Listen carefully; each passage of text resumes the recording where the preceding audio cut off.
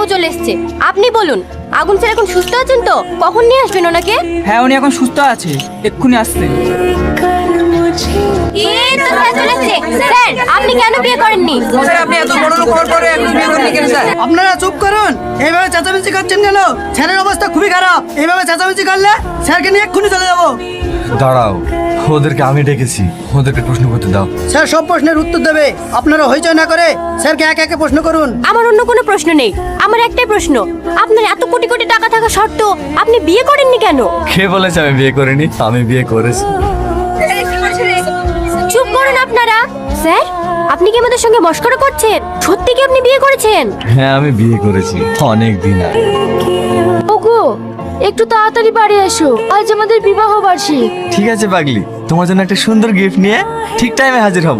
তুমি এখন যাও। তুই না